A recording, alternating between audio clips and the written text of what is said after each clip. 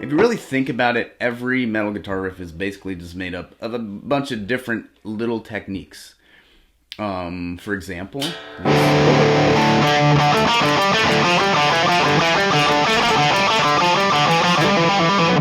it's just basically alternate picking and then trills. So if you learn these techniques and you practice them individually, ultimately it's going to be a lot easier for you to learn and write guitar riffs if you understand these techniques that go into these riffs. So I'm going to talk about a few today that are very common, but you don't really hear about very much. You almost don't understand that they exist. You don't know that they're techniques. Personally, I would practice individually, and I do practice individually. The first one is called a technique called rakes. So I'll display it and then I'll talk about it a little bit.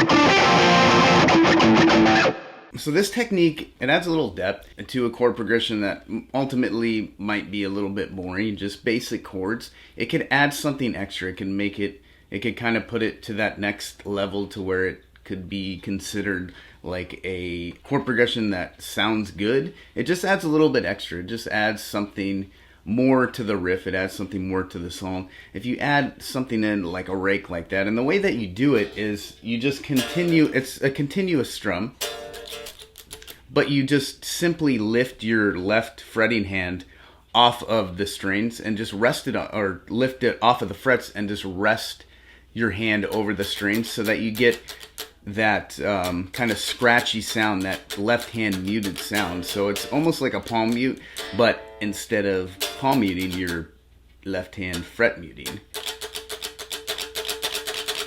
So if you just practice strumming like that with your hand up like that, and then practice pushing down on a chord, whatever chord it is. It could be just a normal power chord, or it could be an inverted power chord like this, and then combine the two.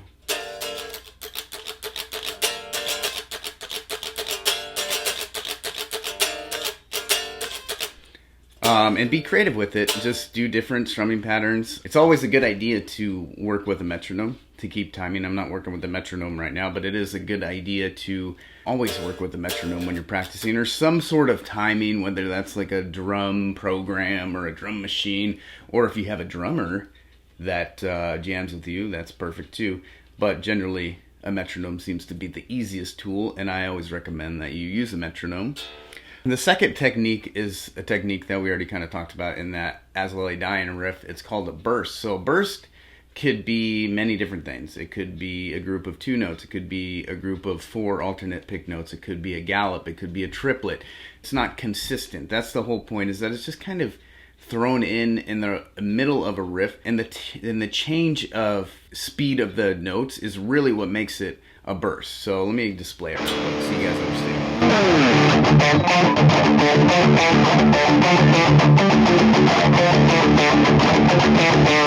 And that's the little gallop sound that I'm doing there. That's what the burst is.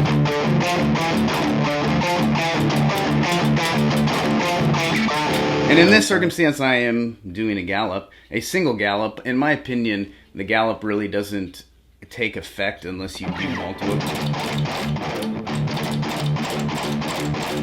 because you don't really get that gallop sound unless you do more than one. In this circumstance, you would consider it a burst because you are throwing it in just kind of randomly in the riff to add a little bit of texture, add a little bit of depth, a little bit something more. And it could be to where it's a riff that you just down pick, and then the second time around, if I could do it right,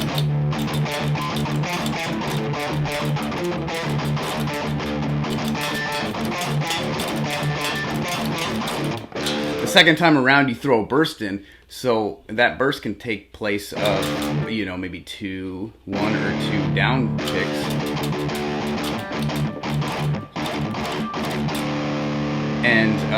And it could just add something a little bit different, change up the riff, you know, the second or third time around, or maybe it's a verse, and then the second time you play the verse, you add bursts in that time or something. The third technique that I'm going to talk about is octaves. I also like to call them muted fifth power chords because that's always how I thought of them. Basically what it is, here I'll show you real quick.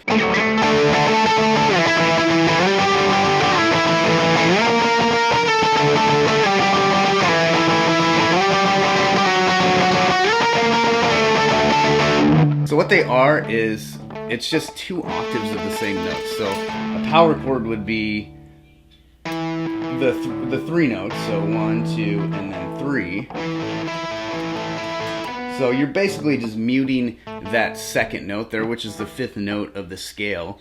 So to make up a power chord, it is the root and the fifth, and then sometimes an octave of the root as well, if you decide to play it that way.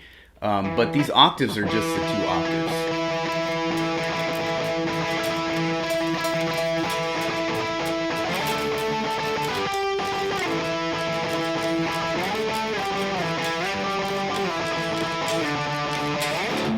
And it can sound a little bit, a little bit extra, a little bit different when you're creating a melody. So it could take place of just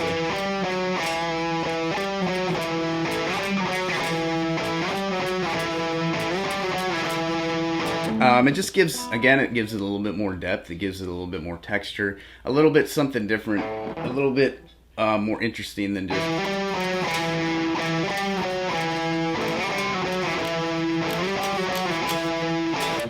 So yeah, that's the third one, is the octaves, or the muted fifth power chords is what I like to call them. The fourth one is a very simple one that I don't think a lot of people would consider a technique, and they're probably going to say that I'm an idiot for even adding this in, but it is silence, and I think that it is important because there is a specific way to add silence to a riff. So again, kind of like the rakes, you want to mute with that left hand.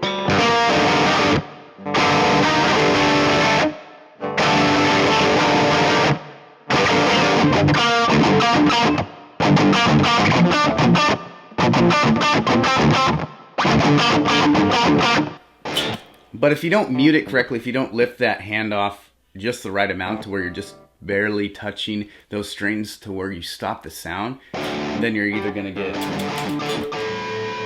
a little bit of noise coming from it, whether it's an accidental harmonic, or it's an open string, or it's you're pushing down too hard so you're still getting that note in there. So it is important, I think, to practice those individually. Come up with your own cool.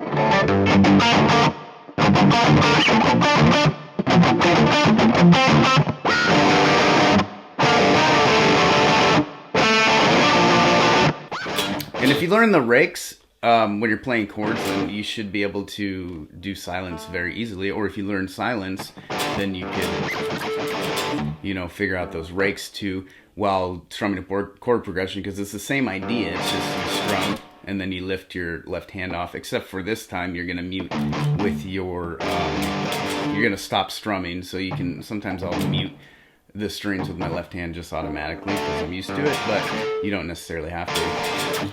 It just kind of gives it that extra silence there if you do mute with the palm as well. And the last technique that I'm going to talk about, today, if I could talk, is what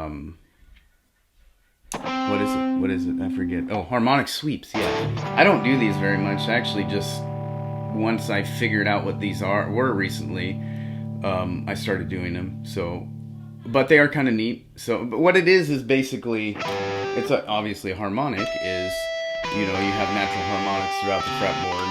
You know, 7th, 5th, 7th, 12th, somewhere up here and whatnot, other places. But so I'll just use the 12th for an example. But it's more than one harmonic, so it's at least 2, to where you do that sweeping motion. So with your left hand, you want to do a sweeping motion, and for a sweep, the idea is that you don't stop your pick. You just continue to strum across the strings. So